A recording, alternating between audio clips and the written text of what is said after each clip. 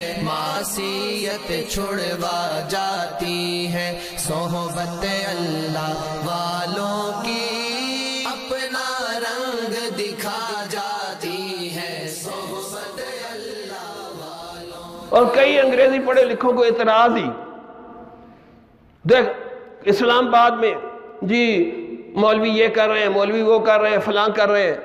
میں نے کہا پہلے تو شعر سن لو یار، تو پھر میں اس کا جواب بھی دے دوں گا۔ میں نے کہا مولوی ذرا سا کچھ کر دے تو اتنا پروپوگنڈا ہوتا ہے کہ لگتا ہے کہ یہ کوئی دنیا کا سب سے بڑا بدماش ہے۔ تو میں نے شعر سنایا، سننے والا ہے، میں نے کہا ہم آہ بھی کرتے ہیں تو ہو جاتے ہیں بدنام، تم داڑھی موڑے قتل بھی کرتے ہو تو چرچا نہیں ہوتا، تم جو مرضی کرتے رہو کوئی نہیں پوچھتا تمہیں۔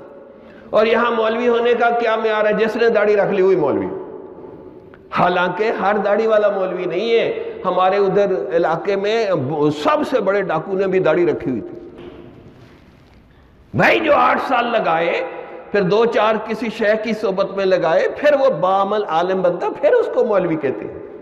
یہ نہیں کہ جس نے داڑھی رکھ لی وہ مولوی بن گیا۔ تو اس لیے اس وقت ہماری ذمہ داری ہے خصوصاً کہ ہم جو سنت رکھے ہوئے ہیں نا، لوگ ہم سے توقع کرتے ہیں آپ قرآن کا درس دیں گے، قرآن کی کوئی آیت سنائیں گے، قرآن کے لیے کچھ قربانی کریں گے۔ آج ہم ہر چیز کے لیے قربانی کرتے ہیں، لیکن قرآن کے لیے قربانی کرنے کے لیے تیار نہیں۔ یقین کریں، قریبی زمانے میں یقین کریں، ٹائم میرے پاس تھوڑا ہے، میں نے باتیں بہت زیادہ کہنی ہیں، کیونکہ شادی کے موقع پہ کسی موقع پہ ہم وقت کی پابندی نہیں کرتے، 4-4 گھنٹے لیٹ ہو جاتے ہیں۔ صرف مسجد میں جب سے یہ الیکٹران گھڑیاں آئی ہیں تو بس بڑی وقت کی، جی مولوی صاحب 10 سیکنڈ اوپر ہو گئے ہیں، 10 سیکنڈ اوپر ہو گئے۔ وہ مولوی فرشتہ ہے، اس کو پیٹ میں گیس ہو سکتی ہے، بیمار ہو سکتا ہے، اس کے بھی بیوی بچے ہیں، وہ بھی 1 منٹ لیٹ ہو سکتا ہے، لیکن اس فتنہ و فساد کے زمانے میں الحمدللہ ہمارے مولوی وقت کی پابندی کرتے ہیں کہ نہیں؟ کسی شعبے میں وقت کی پابندی نہیں ہے، ہمارے مولوی وقت کی پابندی کرتے ہیں۔